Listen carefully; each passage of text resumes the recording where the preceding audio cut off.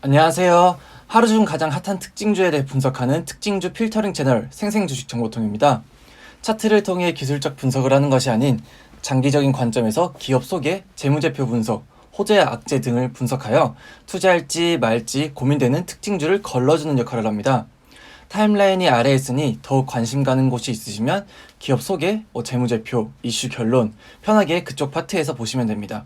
물론 시간이 괜찮으시다면 처음부터 다 보시는 게 가장 좋습니다.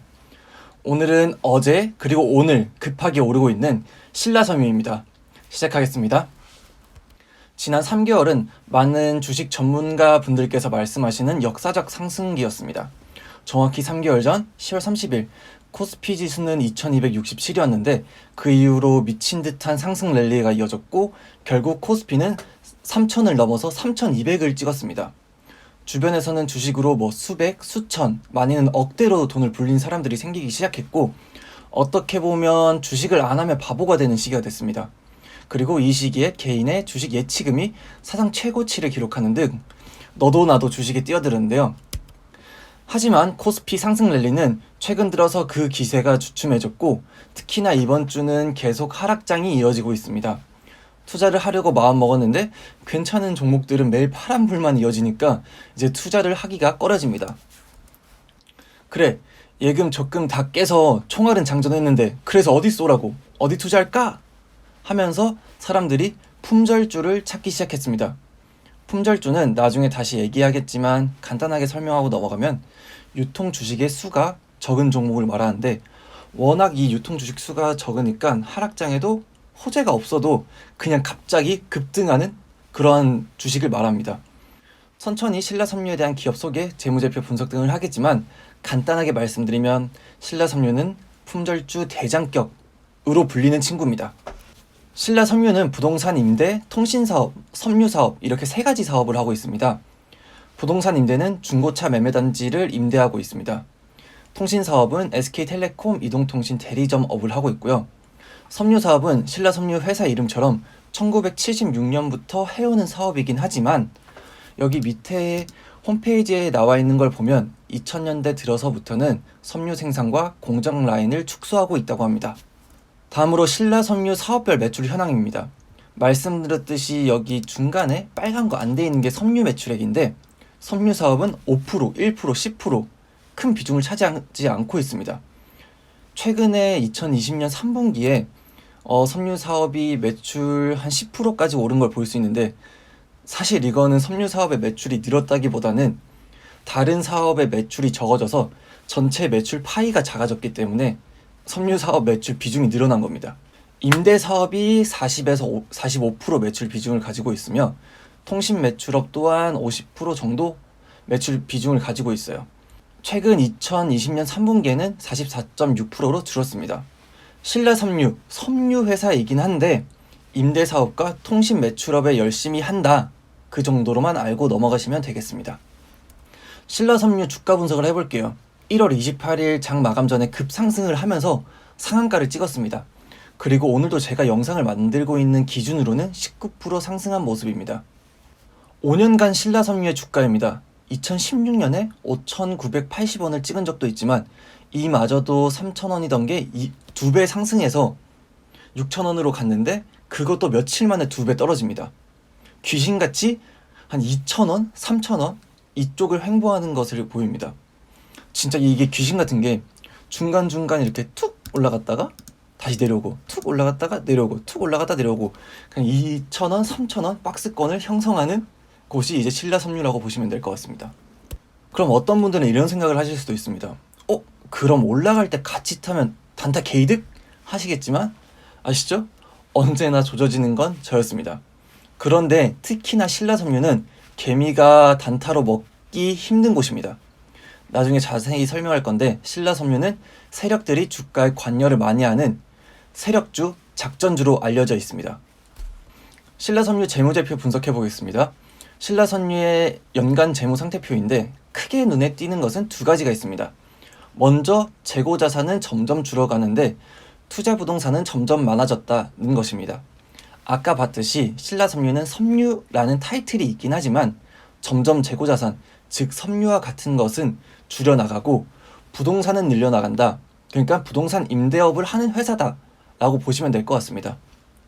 그리고 두 번째로 볼 것은 나름 부채를 관리하려고 한다는 점입니다. 단기 차입금이 점점 줄고 있는 모습을 보일 수 있습니다. 부채 비율은 2015년에 151%였던 것이 최근에는 120%까지 줄었습니다. 물론 부채 비율을 줄여나가고는 있지만 보통 부채 비율이 100% 미만일 때 안정적이다 라고 하는데 아직 그 수준까지는 못 왔습니다. 다음은 연간 손익계산서입니다. 먼저 매출액은 2015년에 34억, 16년에 38억, 17년에 40억, 18년에 47억, 19년에 41억 오르긴 했다만 그냥 40억대의 매출을 일으키는 회사다라고 보시면 될 것 같고요. 영업이익률은 상당히 높은 편입니다. 부동산 임대업으로 받는 거기 때문에 매출 원가가 많이 빠질 게 없어요. 그래서 영업이익률은 17%입니다. 하지만 매출액 자체가 적어서 영업이익은 7억 정도로 나고 있습니다. 중요한 거는 아까 부채 비율이 120%라고 했잖아요. 그러니까 얘는 이자를 내야 돼요. 영업이익이 7억이지만 이자를 내고 나면 당기순이익은 2억밖에 안 됩니다. 사실 재무제표는 크게 볼 게 없습니다. 재무 상태도 그냥 저냥, 손익계산서도 그냥 저냥, 그냥 작은 회사라고 보시면 될 것 같은데 분기보고서에 있는 임원 및 직원 현황인데 임원은 대표이사, 상무이사 1명씩 있고 그리고 사회이사가 2명이에요. 직원은 관리부서 정직원 2명, 기간제 근로자 1명, 임대부문 정직원 3명, 휴대폰 부문 정직원 3명, 총 9명입니다. 심지어 휴대폰 부문에서 1명이 올해 퇴사했습니다. 임원 4명에 직원은 8명인 회사입니다. 무한도전에는 없는 짤이 없는 것 같아요. 모두에게 명예를 분배하겠습니다. 아니 진짜 뭐하는 회사인지 어떻게 돌아가고 있는 회사인지 잘 모르겠어요. 지금까지 신라섬유의 기업 소개, 주가 분석, 재무제표 분석을 간단하게 해봤는데 이제 이슈를 분석해 보겠습니다. 주식은 패가망신의 지름길이다 라고 귀에 딱지가 않도록 들어와서 주식은 거들떠도 보지 않았지만 이러한 역대급 상승 랠리에 주변에는 주식으로 성공한 사람들이 많고 나만 바보가 된 것 같습니다. 그렇게 개인 예치금은 사상 최고치를 기록하면서 모두가 이제 총알이 장전했는데요. 하지만 요즘 하락장이 시작되면서 사람들은 투자할 곳을 찾게 되고 그렇게 품절주를 보게 됐습니다. 예전부터 하락장에는 품절주에서 먹어야 된다 라고 알려져 있었기 때문이죠. 품절주는 유통 주식 수가 적은 종목을 말합니다. 유통되는 주식 수가 적으니 수급이 조금만 쏠려도 급상승하는 모습을 보이기 때문에 딱히 호재가 없어도 누가 한번 조그만한 이제 매수 트리거만 줘도 급상승해버립니다. 하지만 별 호재 없이 오른 것이기 때문에 유통 주식 수가 적어서 바로 급하락해버리는 게 품절주의 특징입니다. 신라섬유는 대주주 6명이 깔끔하게 61%로 어마무시한 주식수를 보유하고 있습니다. 유통되는 주식수는 39%밖에 되지 않습니다. 대표적인 품절주로 불리는 이유가 여기 있습니다. 갑자기 주가가 급상승하는 등의 이유로 주식은 투자주의, 투자 경고, 투자 위험 이렇게 붙습니다. 투자주의 무서워 못 들어가겠어 하시는 분들도 있으시지만 어떨 때 오면 진짜 엄청난 야수의 심장을 가진 사람들도 있어요. 투자주의? 이제 주의밖에 안 됐잖아. 아직 경고 위험도 있는데 더 태워. 투자주의 떠있으면 사람들이 한 번 더 주목할 거고 한 번 더 매수 태워서 가격 오를 거 아니야? 야 지금 타야지 더 올라간다. 상한가 버스 출발합니다 라면서 야수의 심장을 가지신 분들도 있습니다. 그런 게 신라섬유에게도 2017년에 있었던 일이기도 합니다. 꽉 잡아 올라간다가 아니라 떨어진다 꽉 잡아입니다. 2016년에 그리고 2017년에 별다른 호재 없이 미친듯이 올라갔다가 귀신같이 2,000원 박스 자기 자리로 찾아왔습니다. 지금 하락장인데 투자할 곳 없어? 품절주? 재밌겠다. 야 그래도 하락장에 갑자기 치고 올라갈 때 내가 잘 먹으면 되잖아. 하지만 신라섬유는 진짜 제대로 체크할 게 있습니다. 투자주의는 투자주의인데 소수지점, 소수계좌, 거래 집중 종목 그렇게 투자주의가 붙어 있습니다. 그게 뭐야? 라고 하실 수 있는데 소수지점, 소수계좌, 거래 집중 종목은 아래 4가지의 조건을 모두 충족시켜야 됩니다. 1번, 당일 종가가 3일 전날의 종가보다 15% 이상 상승 또는 하락. 2번, 당일을 포함한 최근 3일간 상위 10개 계좌의 매수 매도 관여율이 40% 이상 3번 당해를 포함한 최근 3일간 매수 매도 상위 10개 계좌 중 5개 이상의 계좌의 매수 매도 관여일수가 2일 이상. 4번 당해를 포함한 최근 3일간 일 평균 거래량이 3만 주 이상. 뭔 말이야, 쉽게 설명해 드릴게요. 일단 소수 지점 소수 계좌 거래 집중 종목으로 인한 투자주의가 붙으려면 주가가 급상승하는 것도 조건이긴 하지만 가장 중요한 것은 상위 10개 계좌에서 매수, 매도를 40% 이상 하고 있다는 겁니다. 그러니까 그냥 세력들이 붙어서 40% 이상 매수, 매도 하면서 개미를 낚는 겁니다. 제가 너무 안 좋은 얘기만 했나요? 그런데 투자의 기본은 돈 안 잃는 거라고 워렌 버핏 형도 그랬고, 그러려면 보수적으로 투자하는 게 맞잖아요. 라고 하면 일부 사람들은 아니, 사람이 안 좋은 것만 봐? 꿈과 희망을 가져야지 라고 말하실 수도 있습니다. 그래서 제가 꿈과 희망을 한 스푼씩 넣어보겠습니다. 먼저 신라섬유는 이름은 섬유가 붙지만 섬유보다는 부동산 임대업과 통신사업을 합니다. 부동산 임대업은 중고차 매매단지 임대업이고 통신사업은 SK텔레콤 대리점 영업입니다. 하지만 중고차 매매단지 임대업으로는 매출이 꾸준하게 이어지긴 하겠지만 더 매출이 일어나기 힘든 거 아닌가요? 만약 시세 차익을 누릴 거라면 시세 차익을 누린다는 것 자체가 땅을 판다는 건데 그럼 얘네 부동산 임대업 안 하는 거잖아요. 그리고 땅을 더 사서 임대업을 하면 되지 라고 하실 수도 있는데 지금도 신라섬유는 부채 비율이 120%예요. 이미 100%가 넘어 있는 상태거든요. 그래서 부채 비율을 관리하고 있어요. 그런데 돈을 더 빌려서 부동산 임대업을 늘릴 수가 있을까요? 여튼 제 생각에는 부동산 임대업으로는 드라마틱한 매출 상승은 어려울 것 같습니다.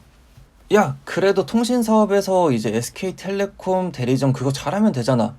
스마트폰 사람들이 얼마나 샀는데? 라고 하시겠지만 신라섬유의 대리점업이 잘 나가려면 단말기랑 이제 결합 상품을 엮어서 판매해야 되는데 요즘에는 기계는 일시불로 산 다음에 자급제로 쓰거나 알뜰폰으로 묶는 사람이 많아졌습니다. 요즘에는 정말 똑똑한 소비자들이 많아졌습니다. 5G 되지도 않고 돈만 비싸게 받고 이러면서 비판의 의견이 많아졌잖아요. 그래서 사람들이 기계만 사고 유심만 꽂습니다. 대리점을 안 가죠. 혹은 온라인으로 통신사 알뜰폰 상품을 별도로 가입하는 경우가 많아졌습니다. 아이폰 12부터는 이러한 자급제나 알뜰 요금제가 하나의 흐름으로 자리 잡았습니다. 심지어 대리점에서는 키오스크 매장을 두는 등 점점 온라인으로 변화하려는 모습을 보입니다. 신라섬유, 꿈과 희망을 가지고 아무리 좋게 보려고 해도 재무제표상 그리고 사업상 좋게 보기가 너무 어렵습니다. 3개월간 미쳤던 상승 랠리로 주식은 패가망신의 길이 아니라 날 한강뷰로 보내줄 희망이구나 라면서 수많은 주린이가 생겨났습니다. 하지만 지금은 조금 기세가 꺾이고 하락장이 이어지고 있습니다. 사람들은 야, 하락장에는 품절 주지! 이러면서 품절주의 대장격인 신라섬유에 투자하려고 합니다. 하지만 신라섬유는 아까 공시에도 나와 있었듯이 10명에서 40% 이상을 매수 매도하는 전형적인 세력주로 개미들을 낚아버립니다. 총알은 준비됐는데 어디 소지에서 신라섬유를 쌌는데? 그게 허튼 짓이 될 가능성이 너무 높습니다. 물론 단타를 잘 하실 자신이 있으시다 하는 분들은 단타로 재미를 보셔도 좋겠지만 직장인분들은 대응하기도 어렵고 심지어 세력이 붙은 건 우리 같은 작은 개미들이 재미를 보기는 어렵습니다. 아시죠? 조져지는 건 저인 거. 비록 하락장이어도 주가 대비 좋은 펀더멘탈과 좋은 전망이 기대되는 기업들이 정말 많습니다. 워렌 버핏 형이 말합니다. 투자의 제일 1원칙, 절대로 돈을 잃지 마라. 투자의 제2원칙, 제1원칙을 절대 잊지 마라. 여러분, 광풍에 흔들리지 마시길 바랍니다. 여러분이 돈 잃지 않고 성공적으로 투자를 할 수 있도록 열심히 제가 특징주를 필터링 해드리겠습니다. 본 영상은 정보 제공용이며 투자는 본인의 책임입니다. 충분한 공부 후 매수, 매도하시길 바랍니다. 그럼 오늘은 여기까지 하겠고요. 주말에는 구독자분께서 요청해주신 기업에 대해서 분석해보는 시간을 갖도록 하겠습니다. 감사합니다.